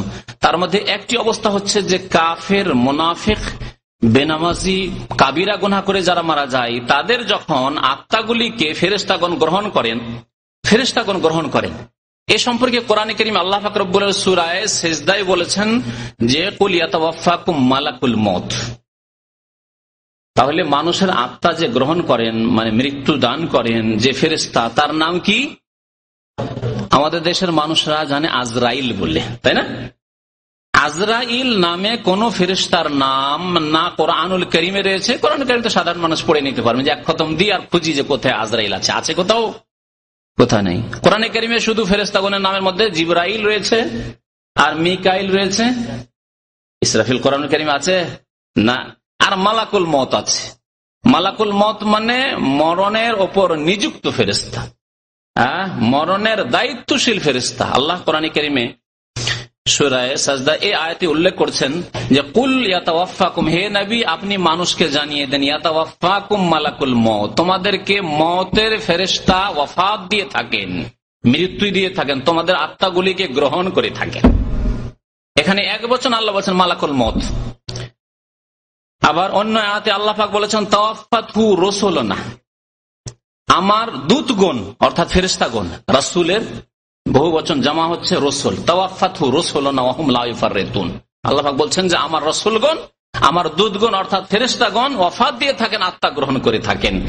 তাহলে এই আয়াত দ্বারা মনে হয় যে মালাকুল মউত, মরণের ক্ষেত্রে নিযুক্ত ফেরেশতা যারা রূহগুলি বান্দার মানুষের কবজ করে থাকেন, এক ফেরেশতা নন বরং অনেক ফেরেশতা রয়েছেন। আর এটি হচ্ছে ঠিক ইনশাআল্লাহ তাআলা। তবে মালাকুল মউত এই জন্য বলা হয়েছে যিনি মালাকুল মউত তিনি হচ্ছেন তাদের চিফ। প্রত্যেক ক্ষেত্রে একজন কি থাকে, হেড অব দ্য ডিপার্টমেন্ট থাকে, হ্যাঁ, আর চিফ থাকেন। তো তিনি হচ্ছেন চিফ, আর তার আন্ডারে অসংখ্য ফেরেশতা রয়েছেন সারা পৃথিবী, যেখানে যে দায়িত্ব দেওয়া হয়েছে সেই দায়িত্ব তারা পালন করে থাকেন। এইভাবে দুই আয়াতের মধ্যে সমন্বয় হবে। আল্লাহ পাক ইরশাদ করেছেন সূরা আনআমের আয়াত নম্বর 61-তে, হাত্তা ইযা জা আহাদাকুমুল মউত, তোমাদের কাছে যখন মওত চলে আসে, তাওয়াফাতহু রুসুলুনা, তখন আমার রাসূলগণ, দূতগণ অর্থাৎ ফেরেশতাগণ ওয়াফাত দিয়ে থাকেন ওই ব্যক্তিকে, ওয়া হুম লা ইউফাররিতুন, এবং তারা বাড়াবাড়ি করেন না, তারা জুলুম অত্যাচার করেন না। আজকাল দুনিয়ার ক্ষেত্রে জুলুম অত্যাচার হচ্ছে। আসামি ধরে নিয়ে আসছে, 10টা আসামি ধরে নিয়ে আসলে দেখবেন যে কমপক্ষে 3-4টা আসামিতে এমন আছে যারা নির্দোষী, অথবা নির্দোষী না হইলে যতটা দোষ তার চাইতে বেশি তাদের উপরে শাস্তি চাপিয়ে দেওয়া যায় নাকি? হ্যাঁ, আবার যেগুলি বড় বড় আসামি সেগুলিকে ছেড়ে দিয়ে, বড় বড় গজাড় যেগুলো আসামি সেগুলিকে ছেড়ে দিয়ে চলে আসছে, হ্যাঁ, তাই না? ওই ঘুষকিয়ে ছেড়ে দিয়েছে, আর না হইলে কোন সোর্সের মাধ্যমে তাদেরকে ছেড়ে দিয়েছে বা ছাড়িয়ে দেওয়া হয়েছে ইত্যাদি, বা ধরতে পারছে না তাদেরকে, ধরলে অসুবিধা আছে ইত্যাদি, বিভিন্ন রকম কারণ আছে দুনিয়ায়। তাহলে জুলম অত্যাচার হচ্ছে, অন্যায়কারীকে, জালেমকে, অপরাধীকে শাস্তি না দেওয়াও জুলম, আর যে ব্যক্তি অপরাধ করেছে কিন্তু অপরাধ কম আর তার চেয়ে বেশি শাস্তি দেওয়া হলো সেটিও জুলম। আর এইরকম নির্দোষী ব্যক্তি যে কোনো দোষই করেনি তাকেও শাস্তি দেওয়া হচ্ছে জুলম। এই জুলমগুলি দুনিয়ায় মানুষ করে থাকে, প্রশাসন অনেক সময় করে থাকে, কিন্তু আল্লাহ পাক রব্বুল আলামিন ফেরেশতাগণ সম্পর্কে আল্লাহ বলেছেন ওয়া হুম লা ইউফাররিতুন, তারা কোন রকমের জুলম অত্যাচার করেন না। লা ইয়াসুন আল্লাহ মা আমারহুম, আল্লাহ যা আদেশ করেন সেই আদেশের কোন নাফরমানি তারা করেন না। ওয়া ইয়াফআলুনা মা ইউমারুন, তাদেরকে যা আদেশ করা হয় তাই তারা পালন করেন। আদেশের 1 সেকেন্ড আগেও তারা রূহ কবজ করবেন না। আদেশ হয়নি বা আদেশ হয়ে গেছে তারপরে বিলম্ব করবেন না, ইয়ে আল্লাহর খুব নেক বান্দা, সুতরাং একে আরো কিছুক্ষণ আমরা ছেড়ে দিই, মায়া লাগছে, তাও হবে না। এর ছোট ছোট ছেলে মেয়েরা রয়েছে, একে আরো কিছু সময় ছেড়ে দাও, যদিও আল্লাহ পাক রব্বুল আলামিন বলেছেন যে না, এই সময় নির্ধারণ করছেন, আরো সময় কিছুটা দিয়ে দাও, না, এই কাজ তারা করেন না। তো আল্লাহ পাক রব্বুল আলামিন কোরআনুল কারীমের সূরা আনআমের আয়াত নম্বর 93 আরেকটি দৃশ্যের কথা উল্লেখ করেছেন, ওয়ালাউ তারা ইয যালিমুনা ফি গামারাতিল মউত। আল্লাহ বলেছেন জালেমদের যখন মওতের মুহূর্ত ঘনিয়ে আসে এবং মওতের যন্ত্রণা যখন অনুভব করতে থাকে, তখন ফেরেশতাগণ কি করেন, ওয়াল মালায়েকাতু বাসিতু আইদিহিম, ফেরেশতাগণ তাদের হাত সম্প্রসারিত করে রাখে, হাত লম্বা করে দেন, দৌড়বেন, এখন আত্মাকে গ্রহণ করবেন, টেনে নিয়ে আসবে। আর বলেন আখরিজু আনফুসাকুম, তোমরা তোমাদের আত্মাগুলিকে বের করো। কারণ নবী করিম সাল্লাল্লাহু আলাইহি সাল্লামের হাদিসে এর তাফসীর এসেছে যে আল্লাহর নেক বান্দা যারা সৎ লোক তারা তো বুঝতে পারে যে আমাদের ভাগ্য ভালো, লক্ষণ থেকে বোঝা যায় যে ভাগ্য ভালো, ইনশাআল্লাহ জান্নাত পাবো, ইনশাআল্লাহ ভবিষ্যৎ উজ্জ্বল। তখন তারা আগ্রহের সাথে বেরিয়ে চলে আসে। কেমন ভাবে বেরিয়ে আসে, যেমন মশকের মুখ খুলে দিলে পানি এমনিতেই চলে আসে, তাতে কোনো কষ্ট করতে হয় না, মুখটা খুলে দিলেই পানি বেরিয়ে চলে আসে। পক্ষান্তরে যারা পাপী তাপী গুনাহগার তারা মরতে চায় না, তাদের আত্মা পালাতে শুরু করে, এদিক সেদিক শরীরে যেখানে সেখানে লুকাবার চেষ্টা করে। আল্লাহ বলছেন যে ফেরেশতারা বলে আখরিজু আনফুসাকুম, তোমরা তোমাদের আত্মাগুলিকে বের করো, আলিয়াউমা তুজজাউনা আযাবাল হুন, আজকে তোমাদেরকে লাঞ্ছনাকর আযাব দেওয়া হবে, তোমাদেরকে কঠোর শাস্তি দেওয়া হবে, বিমা কুনতুম তাকুলুনা আলাল্লাহি গায়রাল হক, কারণ তোমরা আল্লাহ সম্পর্কে, আল্লাহর দ্বীন সম্পর্কে অন্যায় কথাবার্তা বলতে, আল্লাহ সম্পর্কে তোমরা সত্য কথা বলতে না, আল্লাহ সম্পর্কে তোমরা মিথ্যা কথা বলতে, আল্লাহ সম্পর্কে অবাস্তব কথাবার্তা বলতে, আল্লাহ সম্পর্কে ইসলাম বিরোধী আকীদার কথাবার্তা বলতে। আজকে মুসলিম সমাজে বহু লোক রয়েছে যাদের আল্লাহ সম্পর্কে, রাসূল সম্পর্কে ভ্রান্ত আকীদা। এই আকীদা নিয়ে যখন ওই মৃত্যুর মুহূর্তে পৌঁছিবে তখন আল্লাহর ফেরেশতাগণ এই কথাই বলবেন, বিমা কুনতুম তাকুলুনা আলাল্লাহি গায়রাল হক, যারা বলে যে নবী আল্লাহর নূরে তৈরি, তারা আল্লাহ সম্পর্কে মিথ্যা কথা বললো না, গায়রাল হক বললো না। আল্লাহ কোরআনুল কারীমে বলছে ইন্নামা আনা বাশারুম মিসলুকুম, হে নবী আপনি বললেন আমি তোমাদের মতোই মানুষ, বাশার, তবে পার্থক্য হচ্ছে যে ইউহা ইলাইয়া, আমার কাছে ওহী আছে, আমি রাসূলুল্লাহ, তোমরা শুধু আব্দুল্লাহ, আমি আল্লাহর বান্দাও এবং তার রাসূল। পার্থক্য আল্লাহ স্পষ্ট করে দিচ্ছেন। কিন্তু আজকাল ভারত উপমহাদেশে, বাংলাদেশে অধিকাংশ যারা বিদআতপন্থী, তাদের আকীদাই হচ্ছে যে নবী মাটির তৈরি না, মানুষই না। নবী নূরের তৈরি, আর তাও কিসের নূর? আল্লাহর নূরে। ওয়ানা মিন নূরিল্লাহ, জাল কথা বয়ান করে, আল্লাহর নূরে। এরা বলে আল্লাহর নূরে তৈরি, নবী আল্লাহর নূরের। আর খ্রিস্টানরা বললে ইবনুল্লাহ, নুরুল্লাহ আর ইবনুল্লাহ, পার্থক্য শুধু এইটুকু। তারা বলে সান অফ গড, আর এরা বলে লাইট অফ গড। ঠিক না? কথা ঠিক আছে না? ওরা বলে ইবনুল্লাহ মানে আল্লাহর পুত্র, আর এরা বলে আল্লাহর নূর। আকীদা ওই একই আকীদা। তারপরে এই আকীদা পোষণ করে যে নবী সাল্লাল্লাহু আলাইহি সাল্লাম হায়াত রয়েছেন, হায়াতুন নবী, জীবিত রয়েছেন। আল্লাহও জীবিত, নবীও জীবিত। পার্থক্য কোথায়? তাহলে দাফন করলেন কেন? ভাই, আল্লাহ যেমন আল হাইয়ুল কাইয়ুম, 7 আসমান জমিনকে ধারণ করে রয়েছেন, আর আরশ আজিমে রয়েছেন, আল্লাহ নবীকে ছেড়ে দিতেন, আমরাও দেখে ধন্য হইতাম, আমরাও সাহাবী হয়ে যেতাম। আরে বিদাতিরা কমপক্ষে আপনারা তো সাহাবী হইতেন, আর আমাদেরকে নাই দিতেন না হইতে। কিন্তু এই যে যারা নূরপন্থী আর নবী জীবিত রয়েছেন, কমপক্ষে আপনারা তো সাহাবী, বিদাতিগুলি সাহাবী হইতেন কমপক্ষে। এই সুযোগ কেন আপনারা নিজের হাত থেকে হারিয়ে দিলেন? যদি বলেন যে না, সাহাবায়ে কেরাম এটি অন্যায় করেছেন, এই দাফন করে দিয়েছে, জীবিত মানুষকে অন্যায় করে দিয়েছেন, তা আপনারা উঠিয়ে আসেন। 1400 বছর ধরে অনেক সময় বিদাতিরা সুযোগ পেয়েছে। হ্যাঁ, এই কবর পূজার, নবীর পূজার আর নবীর কবরে তওয়াফ করার এই কবর পূজারীরা সুযোগ পেয়েছে। এমন একটা যুগ ছিল, তখন উঠিয়ে নিতেন আর বলতেন, ইয়া রাসূলুল্লাহ, আমাদেরকে সাহাবী বানিয়ে নেন। একটা করে হাদিস শুনিয়ে দেন আর সাহাবী বানিয়ে নেন। সব সাহাবী হয়ে যেতেন সব কবর পূজারীগুলি। তো আল্লাহ পাক রব্বুল আলামিন মত সম্পর্কে বলেছেন যে মতের সময় যাদের আকীদাই রয়েছে ত্রুটি, অর্থাৎ ইসলামিক সঠিক বিশ্বাস নেই, যাদের আমলে রয়েছে ত্রুটি, ফরজ ওয়াজিবে ত্রুটি রয়েছে, অথবা কাবিরা গুনাহ করে মারা গেছে, এই অবস্থায় তাদের আযাব তারা দেখবে এবং তারপরে সম্মুখীন হবে কবরের। নবী করিম সাল্লাল্লাহু আলাইহি সাল্লামের একটি হাদিস রয়েছে কবর আযাব সম্পর্কে, সংক্ষেপে সেই হাদিসটি শোনায়। বারা বিন আযিব রাদিয়াল্লাহু তাআলা, কবরের আযাবের অধিকাংশ হাদিসগুলি বারা বিন আযিব রাদিয়াল্লাহু তাআলা আনহু বর্ণনা করেছেন। যে শুধু মওতের দৃশ্য বয়ান করে দিই, আর কবরের সম্পর্কে বিস্তারিত ইনশাআল্লাহ তাআলা আগামীতে আলোচনা হবে। তিনি বলছেন যে আন্না রাসূলুল্লাহ সাল্লাল্লাহু আলাইহি ওয়াসাল্লাম قال, রাসূলুল্লাহ সাল্লাল্লাহু আলাইহি ওয়াসাল্লাম বলেছেন, ইন্নাল আবদাল মুমিনা ইযা কানা ফি ইকবালিন মিনাল আখিরাহ, মুমিন বান্দা যখন আখিরাতমুখী হয়, আখিরাতের দিকে পাড়ি দিচ্ছে, মানে মওতের সময় চলে আসছে, ওয়া ইনকিদাইম মিনাদ দুনিয়া, এবং পৃথিবী থেকে বিদায় নিচ্ছে, দুনিয়া থেকে সে বিদায় নিচ্ছে, নাযালাত ইলাইহি মালায়েকাতু মিনাস সামা, আকাশ থেকে অসংখ্য ফেরেশতা নেমে আসেন, আকাশ থেকে ফেরেশতা অবতরণ করেন। বিজুল ওজুহ, মুমিনের যখন ইন্তেকাল হয় তখন ফেরেশতারা আসেন কিরকম রূপ চেহারা নিয়ে? বিজুল ওজুহ, অত্যন্ত ফর্সা সাদা চেহারা নিয়ে, সুন্দর চেহারা নিয়ে আসেন। কান্না ওজুহাহুমুশ শামস, ওই ফেরেশতাগণকে শুধু দেখোই কে? মৃত ব্যক্তি, যে এখন মারা যাচ্ছে, সে মনে হয় যে তাদের চেহারাগুলি সূর্যের মতো, এত উজ্জ্বল। মাহুম কাফানুন মিন আকফানিল জান্নাহ, তারা সাথে করে কাফন নিয়ে আসে।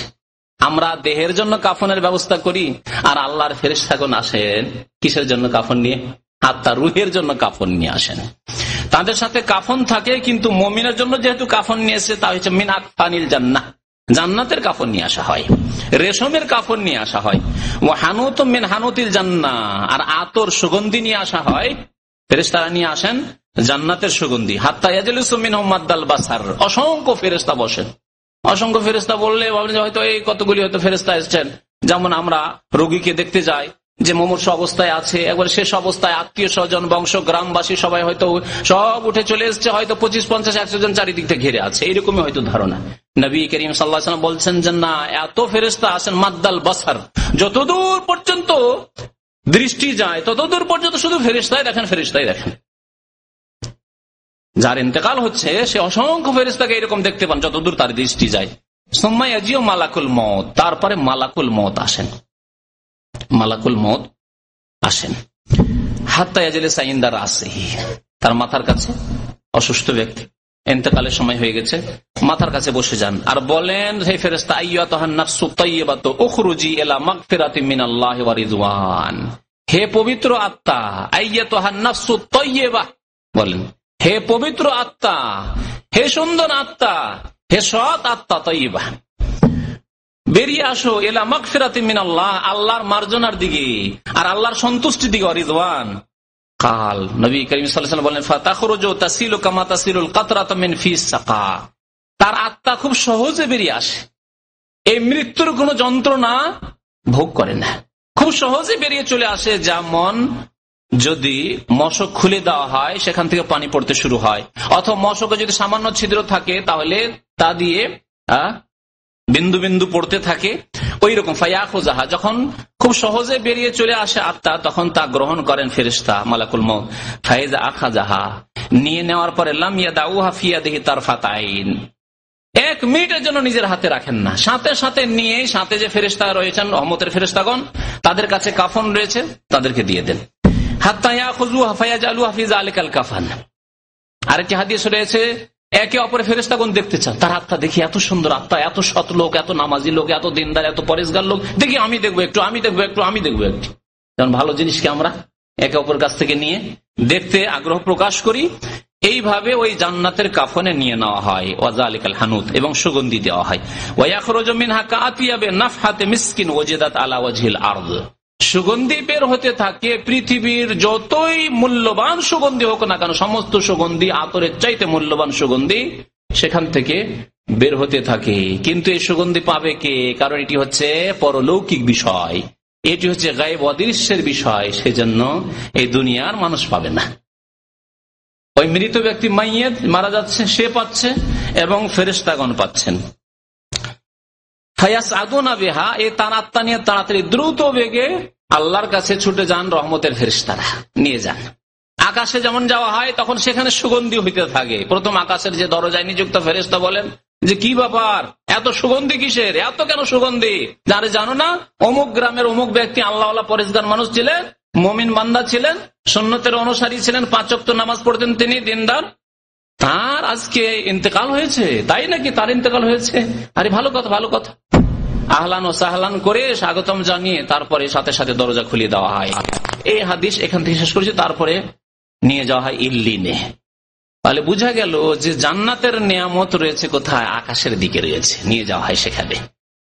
আর গুনাহগার সম্পর্কে শুনেন, কাল ওয়াইনাল আবদাল কাফেরা, কাফের বান্দা, কাফের বান্দা। কাফের মানে শুধু অমুসলিম নয়, কাফের মানে যেই ব্যক্তি দ্বীনের কোন একটি সাব্যস্ত বিষয়কে অস্বীকার করেছে, অথবা আল্লাহর তাওহীদ একত্বে সে শিরক ঢুকিয়েছে, তার আকীদায় শিরক রয়েছে, আমলে শিরক রয়েছে, বড় শিরক রয়েছে।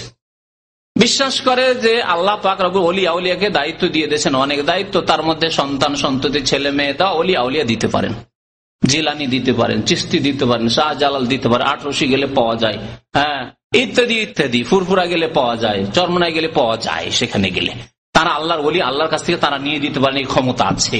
তাহলে সে মুশরিক কাফের, কারণ আল্লাহর ক্ষমতা মানুষকে দিয়ে দিল। আগেই বলেছি, মত সবার হয়েছে এবং সবার হবে, এবং সবার সম্পর্কে আল্লাহ বলছেন আমওয়াতুন গায়রু আহিয়া, যাদেরকে ডেকে থাকা আহ্বান করো এবং যাদের কাছে আশা করো যে তারা কিছু দিতে পারবে। আমওয়াত, এরা মৃত, আল্লাহ কোরআন কারীমে বলছেন। গায়রু আহিয়া, এরা জীবিত নয়, এদের হায়াত নেই। ওমা ইয়াশুরুন আইয়ানা ইউবাসুন, আর তারা জানেও না যে কখন তাদেরকে উঠানো হবে। আরে তাদেরই খবর নাই, জিলানিকে খবর নাই যে কখন কিয়ামত হবে আর কখন উঠতে হবে, আল্লাহর আদেশ হবে, কখন সিংহায় ফুৎকার দেবেন ইসরাফিল আলাইহিস সালাতু ওয়াস সালাম। চিশতিকে খবর নাই, ইমাম আবু হানিফাকে খবর নাই, শাফি মালিক আহমদ কাউকে খবর নাই, কোন ব্যক্তিকে খবর নাই, মুহাম্মদ রাসূলুল্লাহ সাল্লাল্লাহু আলাইহি ওয়াসাল্লামকে খবর নেই। এমন কোন প্রমাণ নেই যে তাকে খবর আছে যে আর 2, 4, 10 বছর, 50 বছর, 200 বছর বাকি আছে, কোনো খবর নেই। আল্লাহ বলছেন যারা ইন্তেকাল করেছে ওমা ইয়াশুরুন আইয়ানা ইউবাসুন, তারা জানে না যে কখন তাদেরকে উত্থিত করা হবে। তো নবী করিম সাল্লাল্লাহু আলাইহি ওয়াসাল্লাম কাফের সম্পর্কে বলছেন, যে ব্যক্তি নামাজকে অস্বীকার করলো, রোজাকে অস্বীকার করছে, কাফের না কাফের নয়? যে বলবে যে তোমরা না হয় খেতে পাও না, তোমাদের ঘরে খেতে নেই, সেই জন্য রোজা রাখছো, হ্যাঁ আমি কেন রোজা রাখবো? সে মুসলমান, নামাজ পড়ে মুসলমান হবে না, কারণ সে শরীয়তের যদি সাধারণ ব্যাপার যেটা হাদিস দ্বারা সাব্যস্ত তা যদি নিয়ে ঠাট্টা বিদ্রুপ করে, সেটা হচ্ছে কুফরি, সে কাফের। জি, কেউ যদি দাঁড়িয়ে নিয়ে ঠাট্টা করে, সে কাফের, মুসলমান নয়। দাড়ি নিয়ে যদি ঠাট্টা করে, আমি দেখেছি, আল্লাহু আকবার, বলতে হয় না এইরকম লোক, এটি কাফেরদের হিন্দু বলতে পারে, ইহুদি খ্রিস্টান বলতে পারে, ইসলামের শত্রু, কিন্তু মুসলমান যদি কেউ বলে যে দাড়ি দেখে বকরির মতো লাগছে, বুড়ি বকরির মতো লাগছে, যদি এইরকম কথা যদি কেউ বলে, থাকবে ইমান? দাড়ি এত দূর যায় না, আজকাল অনেক মুসলমান দাড়ি জঙ্গল, সেই যুগে না হয় পয়সা ছিল না, সেই জন্য সেভ করতে, পয়সা ছিল না, পয়সার অভাব ছিল, পেটে খেতে পেত না, আবার সেভ করতে থেকে করবে, আমাদের অভাব আছে সেই জন্য সেভ করছি আমরা, তাহলে কুফরি হয়ে যাবে। আপনি রাখতে পারছেন না আপনার একটি ত্রুটি, কিন্তু এই ত্রুটিকে স্বীকার করেন যে আমার এই ত্রুটি রয়েছে, কিন্তু যদি বলেন যে আমার পয়সা আছে, কারো পয়সা নেই, সে রাখুক। কুরবানি সম্পর্কে ইন্টারনেটে বাংলাদেশের এক নামে মুসলমান মুরতাদ কাফের, সে লিখেছে যে বাংলাদেশে এতগুলি যে কুরবানি হচ্ছে, এগুলি কি ধন সম্পদের টাকা পয়সার অপচয় নয়? দেশের অর্থনীতিকে ধ্বংস করা নয়? কোটি কোটি টাকার গরু জমাই হচ্ছে, এতে অর্থনীতি ধ্বংস হয় না? এই কথা লিখেছে ইন্টারনেটে, নাম মুসলমান, তার কাফের মুরতাদ। তো নবী করিম সাল্লাল্লাহু আলাইহি ওয়াসাল্লাম কাফের সম্পর্কে বলছেন, যে কোন রকমের কাফের হোক না কেন, সে অমুসলিম ঘরের কাফের হোক আর মুসলিম পরিবারের কাফের হোক, ইন্নাল আবদাল কাফেরা, কাফের বান্দা, ইযা কানা ফি ইনকাতাই মিনাদ দুনিয়া, পৃথিবী থেকে বিদায় নিচ্ছে, ওয়া ইকবালি মিনাল আখিরা, আর আখিরাতের দিকে পাড়ি দিচ্ছে, নাযালা ইলাইহি মিনাস সামাই মালায়েকা, অসংখ্য ফেরেশতা আছেন তার জন্য, কিন্তু ফেরেশতার রূপ চেহারা কেমন? সুদুল ওজুহ, চেহারা হচ্ছে কালো, বিকট, ভয়ঙ্কর, সুদুল ওজুহ। মাহুমুল মাসুহ, আর তারা হাতে করে চট নিয়ে আসেন, চট বুঝেন তো না, ছালা বস্তার যে চট হয়, গরুকে শীতকাল, আমাদের দেশে যারা গরু পুষেছে, হ্যাঁ, গরুকে শীত থেকে বাঁচাবার জন্য পিঠে চট দেওয়া হয়, তো চট নিয়ে ফায়াজুল সুনা মিনহু মাদ্দাল বাসার, যতদূর পর্যন্ত দৃষ্টি যাবে ওই লোকের, যার মুমূর্ষু অবস্থা, যার মৃত্যুর মুহূর্ত ঘনিয়ে এসেছে, সে দেখতে পায়, মালাকুল মত, মালাকুল মত এসে হাজির, বলে আতায়াজুল সাইন্দার আসি, মাথার কাছে এসে বসে, ওকে বসতে হবে, ভালো লোকের কাছেও বসতে হবে সে মালাকুল মদকে, আর কাফের বেদিনের কাছেও বসতে হবে, বেনামাজির কাছেও বসতে হবে, এমনকি মদ খেয়ে মারা যাচ্ছে, মদ খাওয়ার ডোজ বেশি হয়ে গেছে, জর্দা খেয়ে ডোজ বেশি হয়ে গেছে, মারা যাচ্ছে, মরে না? হে জর্দা খাওয়া ভাইরা, আজকাল তো মুসলমান অধিকাংশ জর্দা দেওয়া পান খায়, বিশেষ করে বাঙালি মুসলমান তো পান খেলে একটু জর্দা খেতে হবে। দেখেন গিয়ে হুজুররা জর্দা খাচ্ছে, শিখতে গিয়ে দেখেন জর্দা খাওয়া মুসলমান, জর্দা এতটুকু খাচ্ছেন, একটু খান তো, 50 গ্রাম খেয়ে দেখেন তো দেখি, 50 গ্রাম খেয়ে দেখেন কেমন দেখেন বেঁচে থাকেন আপনি। তো তার কাছে এসে বসতে হবে, জর্দা খেয়ে মরছেন, মদ খেয়ে মরছেন, হ্যাঁ, জেনা করেছে মরছে, এডসে মরছে, এডসের রুগী, আর তার কাছে এসে মালাকুল মদকে বসতেই হবে, তিনি এসে বসেন আর বলেন আইয়াতুহান নাফসুল খাবিসা, হে খবিস আত্মা, উখরুজি ইলা সাখাতি মিনাল্লাহি ওয়া গাদাব, আল্লাহর অসন্তুষ্টি আর আল্লাহর গজবের জন্য বেরিয়ে আস, চলো আল্লাহর গজবের দিকে তুমি। কালা ফাতাফাররাকা ফি জাসাদিহি ফায়ান্তাজিউহা কামা ইয়ান্তাজু সাফুদ মিনাস সুফিল মাবলুল, পালাতে চেষ্টা করে, আত্মা এদিক সেদিক ছোটাছুটি করে, যাবো না যাবো না। জি, যেমন আসামিকে তাড়তে যদি দেখে থাকেন কেউ, পুলিশকে যদি দেখে থাকেন যে আসামি তাড়া করছে আর কেমন পালায়, যদি দেখে থাকেন তো বুঝতে পারবেন, বের করে না, ফাইজা আখাযা আল্লাহ ইয়াদাহু ফি ইয়াদিহি, তার সাথে সাথে বের করে আযাবের ফেরেশতাদেরকে নাও চটে ভরে গেল, ফায়াসাদুনা বিহা, তাকে নিয়ে যাওয়া হয়, কিন্তু নিয়ে যেতে দেওয়া হয় না। আকাশে গেলে এত দুর্গন্ধ ছড়ায়, পচা সড়া গন্ধ, যে সেখানে দরজায় যে নিযুক্ত ফেরেশতা আছেন পাহারাদার, তিনি বলেন যে কোন পচা সড়া আত্মার রূহ নিয়ে এসছো, কোথা থেকে নিয়ে এসছো? বলছে অমুক গ্রামের ওই খবিসকে নিয়ে এসছি, বেনামাজিকে নিয়ে এসছি। তাই নাকি? নিয়ে যাও, এখানে নিয়ে যাও, এর জন্য দরজা খোলা হবে না, এর জন্য দরজা খোলা হবে না। ফেরেশতারা আসমানের গেটে দরজা ইন্তজার করে করে বিরক্ত হয়ে আছাড় দিয়ে ফেলে, নবী করিম সাল্লাল্লাহু আলাইহি ওয়াসাল্লামের হাদিসে রয়েছে, আছাড় দিয়ে ফেলে, হাত চলে যায় সিজ্জিনে, সে যা খবিস আত্মা, তোর জন্য ওপরে আমরা যেতে পারছি না, আর তোর পচা সড়া গন্ধে আমরা এখানে দাঁড়িয়ে আছি। লাইন লাগিয়ে দরজায় যদি 10 মিনিট দাঁড়িয়ে থাকতে হয়, ঢুকতে না পারেন তো কি অবস্থা হয় মন মেজাজে, তো বুঝতেই পারছেন, তাই না? তো সিজ্জিন, ইন্নাল আবরারা লাফি নাঈম ওয়া ইন্নাল ফুজ্জারা লাফি সিজ্জিন, আল্লাহ বলছেন সৎ লোকদের আত্মা কোথায় থাকবে? লাফি ইল্লিন, ইল্লিন আলী থেকে আলাম, উঁচু স্থানে থাকবে, আকাশে থাকবে, ইল্লিনে, জান্নাতের নিয়ামত সেখানে ভোগ করতে থাকবে নেক লোকদের, সৎ লোকদের আত্মা।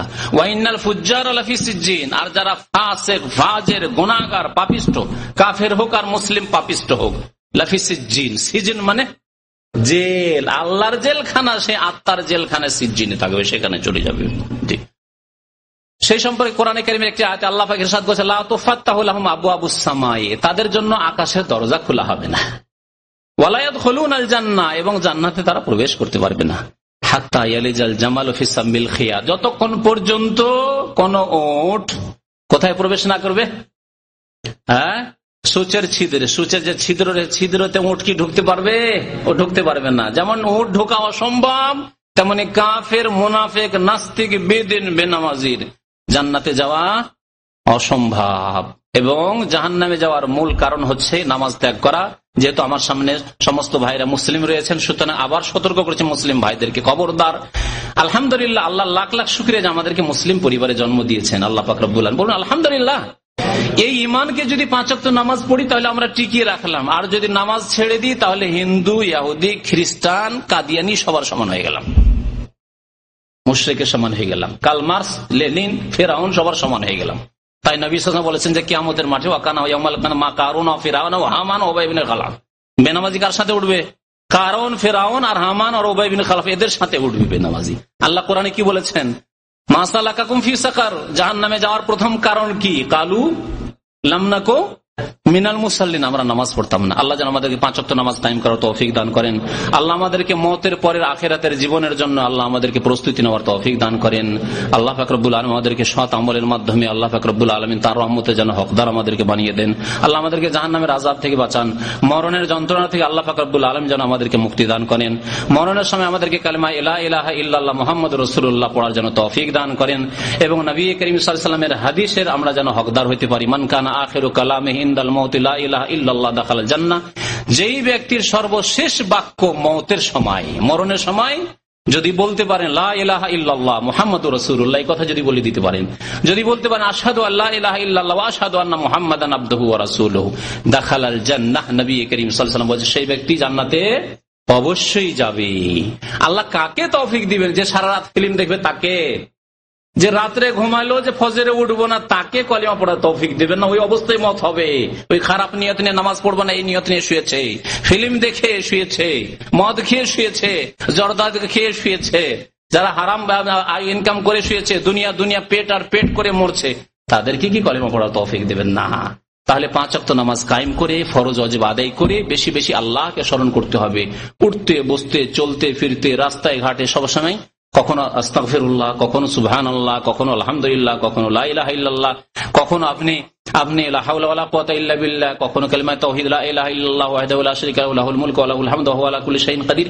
এইভাবে যদি জবানকে সব সময় আপনি মশগুল রাখেন আল্লাহর জিকির আজকারে, তো এর মধ্যে কোন এমন সময় আল্লাহ পাক তৌফিক দিবেন, মওত আসবে যে সময় আপনি দেখছেন যে আর মনে হয় বাঁচবো না, লা ইলাহা ইল্লাল্লাহ মুহাম্মাদুর রাসূলুল্লাহ পড়েন, ভাগ্যবান হয়ে গেলেন। আল্লাহ যেন আমাদের প্রত্যেককে লা ইলাহা ইল্লাল্লাহ মুহাম্মাদুর রাসূলুল্লাহর উপর ইন্তেকাল যেন দান করেন। আমিন। ওয়া সাল্লাল্লাহু আলা নবিয়িনা মুহাম্মদ ওয়া আলা আলিহি ওয়া সাহবিহি আজমাইন।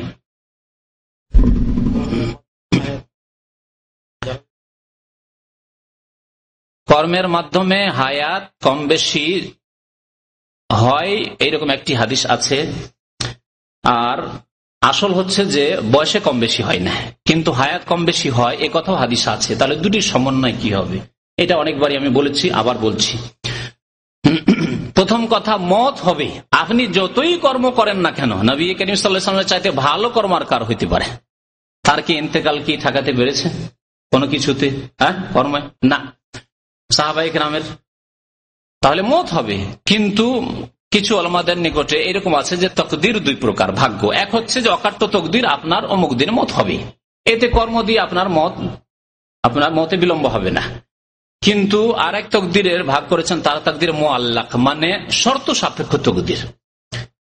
আল্লাহ পাক তকদিরে লিখে রেখেছেন যে এই লোকটি আজকে যদি দান খায়রাত করে বা ফজর নামাজ পড়ে যদি কাজে বেরোয়, তাহলে তার গাড়ি অ্যাক্সিডেন্ট হবে কিন্তু সে বেঁচে যাবে, তার সাথী সঙ্গে অনেকে মারা যাবে, সে বেঁচে যাবে। আর যদি সেই দিন ফজর নামাজ না পড়ে অথবা দান খেরাত করেনি, হয়তো জরুরি কাজ কিছু করেনি, গুনার কাজ করে বেরিয়েছে, শেষে মরে গেল, অ্যাক্সিডেন্ট হয়ে মরে গেল। তাহলে নেকির কাজের মাধ্যমে বালা মুসিবত বিপদ আপদ দূর হয়, ওই হাদিসও ঠিক আছে। এইরকম কিছু তকদির আছে, কিছুদিন হয়তো বেড়ে যাবে, আল্লাহ রেখে রেখেছেন। যদি এই আমল না করেন, ভালো আমল না করেন, তাহলে সেই বিপদে আপনি আক্রান্ত হইতে পারেন, সেই গজব চলে আসতে পারে আপনার উপর। আর কেউ বলেছেন না, যে বয়স 60 বছর 70 বছর লেখা আছে তাতে কম বেশি হবে না। তাহলে কম বেশি হওয়ার যে হাদিস রয়েছে তার অর্থ কি? তার অর্থ বাহ্যিক অর্থ নয়, সেটি হচ্ছে আভ্যন্তরীণ অর্থ। আর তা হচ্ছে যে একজন মানুষ 60 বছর তার বয়স আল্লাহ লিখে 60 বছরই বাঁচবে। এতে এইরকম নয় যে কিছু সৎ আমল করলে, কিছু নেক কাজ করলে তার কিছু বয়স বেড়ে যাবে, না, বাড়বে না। কিন্তু 60 বছরে সে এত আল্লাহ তার বয়সে বরকত দেবেন যে 60 বছরে সে 120 বছরের কাজ করে যেতে পারবে। আর এটা হয় না, হয় না? একই সাথে আপনারা পড়াশোনা করেছেন, এর বয়স 40, ওর বয়স 40, এর মাশাআল্লাহ 5টা ছেলে, আর ছেলেগুলি এখন বড় হয়ে গেছে। আর একজন দেখা যায় 40 বছর এখন বিয়ে করতে পারেনি। চোখের সামনে উদাহরণ দেখাচ্ছে। একজন লোক 60 বছর হয়ে গেছে, বাচ্চা হয়েছে, ঠিক আছে, কিন্তু বাচ্চা 5 বছরের বাচ্চা, এখন নিজের জন্য চিন্তা করবে না বাচ্চা চিন্তা করবে, 5 বছরের বাচ্চা। আর একজন 60 বছর বয়সে দেখছে আমার ছেলে মাশাআল্লাহ কাজে লেগে গেছে, আমাকে বলছে আব্বা আপনাকে কাজ করতে হবে না, আপনি বাড়িতে বসেন, আল্লাহ বিল্লাহ করেন, মসজিদের বাড়ি আমরা রুজি রোজগার আমরা করছি, ভাগ্যবান, কাজে বরকত। ইমাম নওয়াবী রাহমাতুল্লাহ, এটা দুনিয়ার ক্ষেত্রে আমি উদাহরণ দিলাম। দিনের ক্ষেত্রে ইমাম নওয়াবী রাহমাতুল্লাহ মাত্র 45 বছর বেঁচেছেন। 45 বছর বয়স, মানে আমাদের মতো বয়স। এই বয়সে ইন্তেকাল করেছেন তিনি, ইমাম নওয়াবী রাহমাতুল্লাহ আলাইহি। কিন্তু তার কিতাব, বহু কিতাব তার আছে, রিয়াজুস সালেহিন, 40 হাদিস, এগুলি তো ছোট কিতাব যেগুলি আপনারা দেখেন। মুসলিম শরীফে ভাষ্য আছে বিরাট, ফিকহের কিতাব রয়েছে কয়েক খণ্ড রয়েছে, 2টি কিতাব রয়েছে ফিকহের উপরে, এছাড়াও বহু কিতাব রয়েছে। তাহলে এদেরকে আল্লাহ 45 বছরের বয়সে কত আল্লাহ বরকত দিয়েছিলেন, 200 বছর বেঁচে আমরা করতে পারবো না। হ্যাঁ, কেউ 200 বছর 400 বছর বেঁচে ওই খেদমত করতে পারবে না যে লোকটি 60 বছরে করলো। তো এইভাবে 60 বছরই বাঁচলো, কিন্তু কাজ করলো 100 বছরে, 200 বছরে। ইমাম বুখারী রাহমাতুল্লাহ আলাইহি যে কাজ করেছেন, মাত্র 56 বছর বয়সে ইন্তেকাল করেছেন, বা এরকমই কি 56-58। তাহলে এইরকম বয়সে যে মারা গেলেন, 60-এর মধ্যে ছিলেন তিনি। তাহলে এই বয়সে যে মারা গেলেন তিনি কত কাজ করেছেন চিন্তা করুন তো। ইমাম বুখারী শরীফ আজকে কোরআনের পরে সেই কিতাবের স্থান, আমাদেরকে 1000 বছর বয়স দিলে হয়তো তৌফিক হবে না। তাহলে এই হচ্ছে বয়সের বরকত, বয়সের বরকত। জি, তো এইভাবে বয়স বেড়ে যায় নেক আমল করলে, অর্থাৎ কাজে আল্লাহ তৌফিক দেন, অল্প মেহনতে অনেক কাজ হয়ে যায়, দুনিয়ারও কাজ করতে পারেন, দিনেরও কাজ করতে পারেন, এগুলি হচ্ছে বরকত। জালালি খতমের নামে যে খতম রয়েছে, শুধু তাই নয়, যতগুলি খতম রয়েছে সবগুলি বিদাত, সবগুলি বিদাত। তার মধ্যে একটি খতম আছে খতমে ইউনুস আলাইহিস সালামের দোয়াটি ঠিক আছে, দোয়া ঠিক আছে, কিন্তু খতমের জন্য কত লাখ পড়ে, 1.25 লাখ না কতবার পড়ে, 1,25,000 বলছে 75,000, এই যে সংখ্যা ধরে পড়ে এটি বিদাত, এই তরিকা বিদাত। সুতরাং এর কিছু ফল হবে না, বরং কুল্লু বিদাতিন দালালা, কুল্লু দালালাতিন ফিন্নার, এর পরিণাম জাহান্নাম। আর দুনিয়াতে হয়তো শয়তান গুমরাহ করার জন্য একটা কাজ, হয়তো কিছু কাজ দেখলেন যে হয়ে গেল, কিন্তু দেখবেন যে আরো 10টা গজব এসে ধরবে, বালা মুসিবত ধরবে আরো। এই জন্য বেশিরভাগ বিদাতীদের উপর বালা মুসিবত বেশি, আমি চোখের সামনে দেখতে পাই যে বালা মুসিবত যত আছে বিদাতীদের উপর বেশি। আর এই কবর মাজার পূজা এইসবের জন্য বালা মুসিবত আযাব বেশি। ওই সব দেশগুলিতে বিপদ আপদ বেশি, যেসব দেশে আল্লাহ ছাড়া অন্যকে সিজদা করা হচ্ছে। কারণ আল্লাহ শিরকের গুনাহ আল্লাহ দুনিয়াতেও মাফ করবেন, আখিরাতেও মাফ করবেন। অন্য গুনাহ আল্লাহ মাফ করে দেবেন ইচ্ছা করলে, কিন্তু শিরকের গুনাহ আল্লাহ মাফ করবেন না, যেগুলি শিরকের আড্ডা বানিয়ে নেওয়া হয়েছে। মুসলিম সমাজ অথচ শিরিক করে তারা হিন্দুদের মতো, হিন্দুরা দুর্গায় শিরিক করে, মুসলমানরা যে দরগায় শিরিক করে, এই জন্য আল্লাহর গজবগুলি বেশি। তো এই যে খতমগুলি সবগুলি বিদাত। বাকি জালালি খতম আর অন্যান্য যে খতমগুলি আছে, আর সেই দোয়াগুলি আছে, সেগুলিও বানাওয়াট, কোন হাদিসের দোয়া নাই। ইউনুস আলাইহিস সালামের দোয়াটি বালা মুসিবতে পড়লে আপনি পড়েন, কিন্তু সংখ্যা ধরে নয়, কারণ নবী সাল্লাল্লাহু আলাইহি ওয়াসাল্লাম সংখ্যা ধরে বলেননি। ইউনুস আলাইহিস সালাম বালা মুসিবতের সময় বারবার পড়তে দেখেছেন, আপনিও বারবার পড়েন, আমি পড়ি।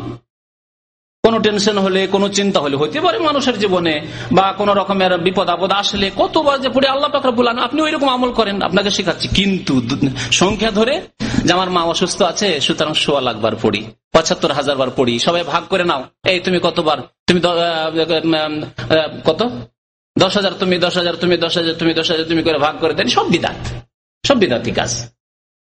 নিজে আমল করার চেষ্টা করেন এবং এইসবের সংখ্যা নির্ধারিত না করে, যত আল্লাহ পাক রব্বুল আলামিন ফেরেশতা লাগিয়ে রেখেছেন, আনিল ইয়ামিন ওয়া আনিশ শিমাল কাঈদ, মালাক কি বলে, কেরামান কাতিবিন, সম্মানিত ফেরেশতারা লেগে আছেন, লিখছেন, আপনি শুধু পড়তে থাকেন, লা ইলাহা ইল্লা আনতা সুবহানাকা ইন্নী কুনতু মিনাজ জালিমিন, লা ইলাহা ইল্লা আনতা সুবহানাকা ইন্নী কুনতু মিনাজ জালিমিন।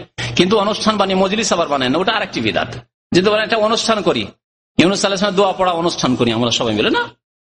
আপনি রাস্তাঘাটে কাজকর্মও করতে থাকেন, আপনি চাকরি ডিউটিও করতে থাকেন, বালা মুসিবত এসেছে, আপনি দোয়া পড়তে থাকেন, আপনি তওবা ইস্তিগফারও করতে থাকেন, এই হচ্ছে দোয়া। বাকি খতমের যতগুলি খতম রয়েছে, খতমের কিতাব রয়েছে, সবগুলি বিদাতি তরিকা।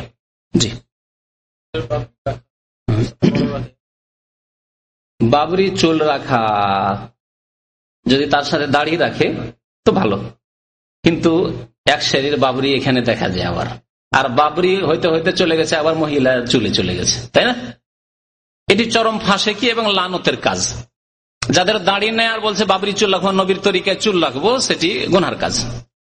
কারণ দাড়ি রাখা ওয়াজিব, সে ওয়াজিবই করছে না। কেউ যদি ফজর নামাজ না পড়ে আর বলে তাহাজ্জুদ পড়বো, কত বেকুব সে, তাই না? তো ওই রকমই বেকুব যারা দাড়ি রাখে না আর এইদিকে চুল রাখে, বলে এটা সুন্নতি চুল আমার না।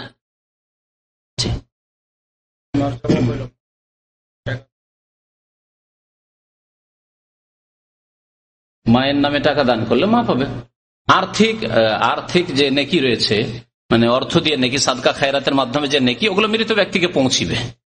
মসজিদ বানিয়ে দিন, মাদ্রাসা বানিয়ে দিন, এতিমখানা বানিয়ে দিন, ফকির মিসকিনকে দান করেন টাকা পয়সা, কিন্তু দৈহিক ইবাদত না আপনার জন্য। যেমন নামাজ পড়বেন আর বলবেন যে আমার 2 রাকাত নামাজ, 4 রাকাত নামাজ, আজকে তাহাজ্জুদ পড়ো, আজকে তাহাজ্জুদ আমার মাকে দিয়ে দিলাম, না, এরকম করবেন না।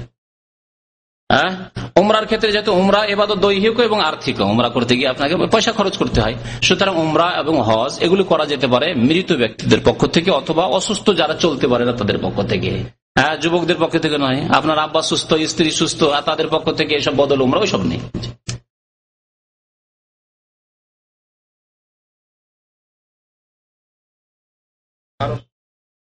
সেগুলি জানা আল্লাহ আপনাকে দায়িত্ব দেন যে ফেরেশতারা কখন মরবেন, কিন্তু ফেরেশতারাও মারা যাবেন। হ্যাঁ, ফেরেশতারাও মারা যাবেন, তাদেরও মত হবে, কিন্তু কখন মারা যাবেন এটা আমাদের ইমানের অংশ নয়, আর এটা জানা আমাদের সাবজেক্ট নয়, আল্লাহ জানতে বলেননি। 6টি ইমানের পিলারের মধ্যে এগুলি নেই, বুঝতে পেরেছেন? এতটুকু জেনে নেওয়া যথেষ্ট যে আল্লাহ ছাড়া সবকিছু ধ্বংসশীল, সুতরাং ফেরেশতা সবগুলি মারা যাবে, তারপর শেষখানে মালাকুল মওত মারা যাবে।